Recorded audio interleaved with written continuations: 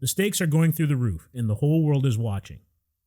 Carly Morgenthau is leveling up her status as a big bad after blowing up a GRC depot with people inside, causing the dragnet around her to tighten.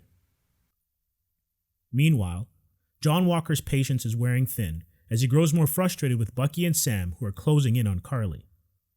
The whole world is watching, another solid entry in the Falcon and the Winter Soldier, illustrates the delicate balance Sam and Bucky must maintain to achieve their goals as their actions aren't going unnoticed.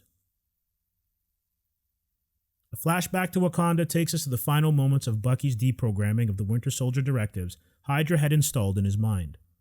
A flurry of memories littered with all his crimes brings Bucky to tears, and he's visibly relieved when he realizes he's finally free.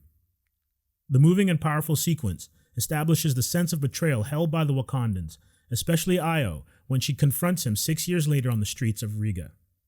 Zemo's freedom stings Io and the Wakandans. She is particularly hurt, carrying a fair amount of guilt for not protecting her king's life. Add to the fact that she played a significant role in Bucky's rehabilitation, it's easy to see why she isn't playing now that Zemo is a free man. Io's respect for Bucky goes deep, and she gives him 8 hours to execute his plan. One of the more interesting aspects of The World is Watching is its treatment of Carly and Zemo. They have different worldviews, but their actions cast them as villains. Zemo was a man of privilege, who saw Sokovia literally crumble due to superpowered beings running amok across the globe. Anything that has to do with supremacy, particularly where the super soldier serum is concerned, needs to be eradicated before what happened to his country is repeated. Carly, on the other hand, is the opposite of Zemo, embracing the serum's ability to level the playing field for those like her. Marginalized until the world deemed them useful after the blip, Carly and thousands like her were then cast out into the wilderness again when things returned to normal. Carly's vision of a new world order is powered by her sense of injustice and the serum. In a weird way, they're fighting for the same thing. It's just the ideals they hold and the paths they've chosen that are different. The funeral for the revered Donya Modani brings everyone together.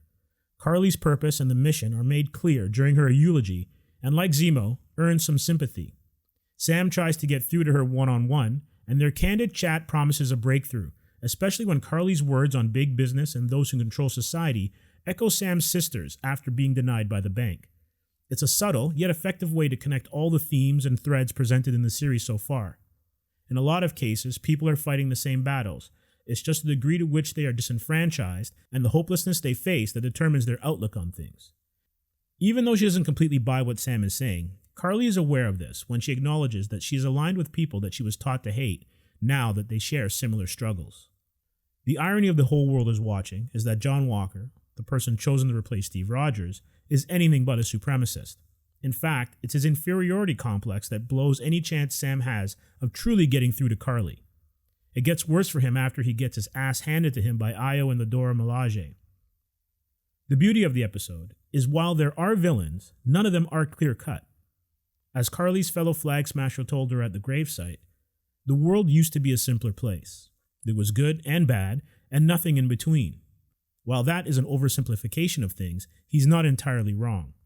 Rogers was perhaps the lone example of a paragon of virtue, but as Zemo said, there is only one Steve Rogers. Walker's failings and misguided sense of duty grants him super soldier status, but results in him losing the shield. They say that a picture is worth 1,000 words, and The Whole World is Watching's final shot does that. The blood-soaked shield in Walker's hand crystallizes just how unique Steve Rogers was, and why symbols mean nothing, unless accompanied by people that embody what they are meant to represent. It's a heavy topic, but is why the Falcon and the Winter Soldier is so layered and rewarding. The stars and stripes become tarnished when actions are committed under it that aren't just. Walker foreshadows this, and what will lead to his downfall, when he and Lamar question the validity of his military medals, considering the things he had to do in the name of war to get them. Carly struggles with this as well, and her willingness to kill, culminating in Lamar's death, is precisely what keeps her movement from being embraced by more than sympathizers. It's a theme that Zemo has been cautioning against since perhaps Age of Ultron, and his words eventually become prophetic. The Whole World is Watching is great, filled with tension, some entertaining fight scenes, and top performances. Although it doesn't feature anything as glorious as Zemo killing it on the dance floor in Madripoor, there is a lot to consider.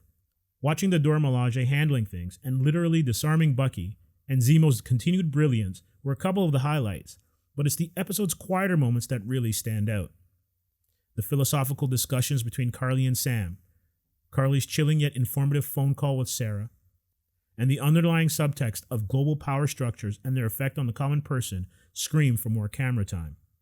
Ultimately, though, this is a superhero show, and while I welcome those types of themes and questions in the genre, it can lean towards being preachy if a proper balance isn't established. Thankfully, The Whole World Is Watching doesn't do that. With 2 episodes left, there are a load of questions yet to be resolved.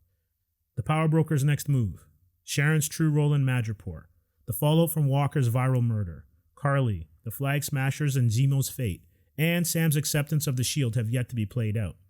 That's a lot of ground to cover, but considering how things are going so far, The Falcon and the Winter Soldier shouldn't disappoint. The Falcon and Winter Soldier, Episode 4, The Whole World Is Watching. 4 stars.